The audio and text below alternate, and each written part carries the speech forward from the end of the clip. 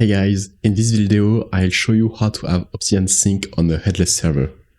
But before we dive in, I quickly talk about what motivated me to do this. So the thing is that I have some workflow running on Obsidian, and I pay for Obsidian Sync so that it syncs seamlessly between my Windows, my Android, right now my iPhone, maybe later a Mac. So really, I need the sync between all the devices. I tried some stuff manually, but it was hard. And now I want my automations to have access to it because it's markdown file, so it's going to be easy for the automations and in this case, the AI agents to modify it. The big problem is that Obsidian needs a graphical user interface to run.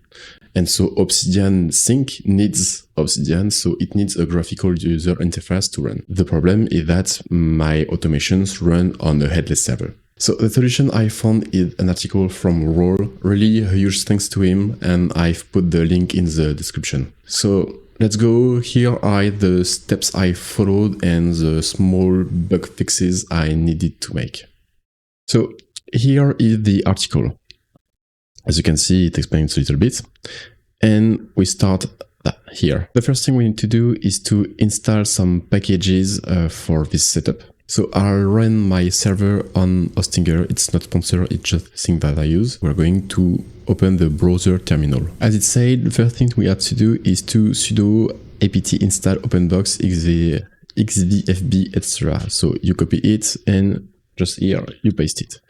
I already made it, but let's do it again. Then the next steps is to have 3 separate terminal windows and run each of these commands on them. Copy, copy, copy, and copy. And I'm going to open 2 others Windows terminal. Okay, so let's paste the first command. I'm just going to change here the display because I already have mine running on the file, so I'm going to use the 6, for example. Here I've got some warnings, but as it says, errors from XBC comp are not fatal to the X server, so we can continue. Then it's the export display.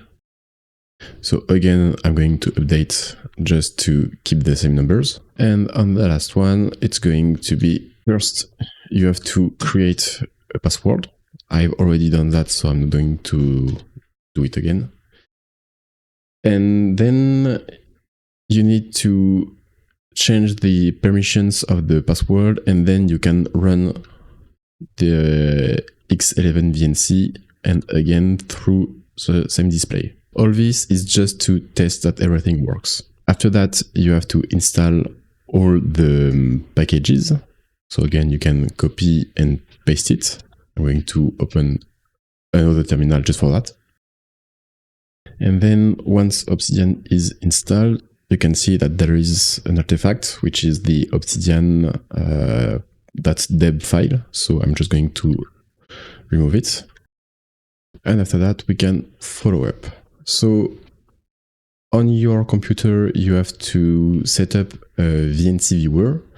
He suggests Tiger VNC, but I'm on Windows, so instead I've used the Tight VNC, which I'm going to run right now. So you need to input the remote host. So on Hostinger, to find your IP address, you have 2 solutions, either under the root access or in one of your terminal, you have the IPv4 address for S0, and then here again, you have your IP address. Of course, I'm going to hide mine for privacy reasons, but you're going to paste it into the remote host and then enter column 0.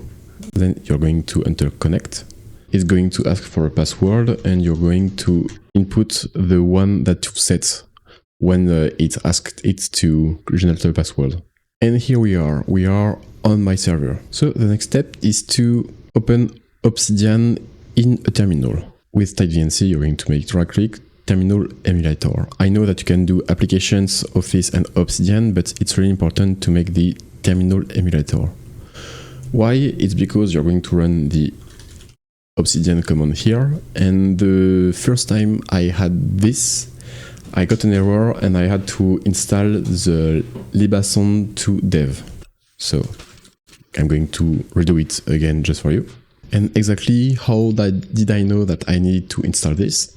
Well, the easiest way to debug things, and so to solve the issue, what I did is I copied the error and the command and I've put it inside a Claude chat. Exactly, I got this error. So error while loading shared libraries, libason.so.2 cannot open shared object file. And Claude just told me to install that, and so that's why I installed it. And then I could successfully run the Obsidian command.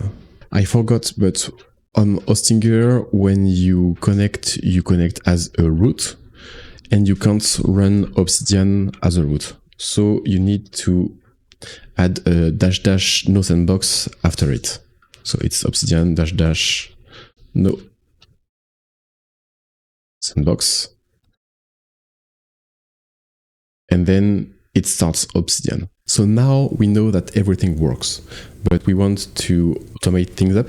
So we're going to create services that are going to run on the background. And like that, we won't need to open the other terminal each time. So basically what you have to do is copy the command and paste what's inside. The two things you need to adapt are here. You can see on the user there is role, and the working directory is role each time for each of these because the article is made by role. On my server, the user group and working directory is root, so I've changed this on each file. Also for the X11 VNC in the exec start, here you have to update the path to where your password is. So if you'd follow this tutorial exactly, it's going to be on the root.vnc.password. At least it's where I have mine. And for the Obsidian, again, because we are running as a root, here you need to add the -- no sandbox. So here I am on my system files. I'm going to open the VFB service, and here you can see I changed everything to root. If I do it for OpenBox, again, everything on root. For the X11 VNC, everything on root, and the path, I've just put the full path, so root.vnc/password. And for the Obsidian headless, here you can see on the exec start, I got the no sandbox. Now the last thing we need to do is to enable and launch all the services. So you can copy everything and paste it, and it should work fine. It's going to take a little bit of time. And to check, you can do a systemctl status obsidian headless.services, and you can see here it's enabled and it's active. If you need to debug, you have all these commands, and this part is to automate the Git backup, and he does that using cron. So now we are able to kill all the terminals we had to running in the background. And now when I reconnected the VNC viewer on the server, it's working. I have my Obsidian here. The good thing is that you can test it. You can create a file and it's going to be reflected in it. And so that's how you unlock Obsidian Sync on your headless server. If this solves your problem, subscribe to the channel. Here I create content focused on automation and productivity solution that actually saves developers time. There is no fluff, just practical tools that works. Again, a huge thanks to Roll. This video wouldn't be possible without him. So I put the link to the original article in the description. And thanks you for watching. Bye.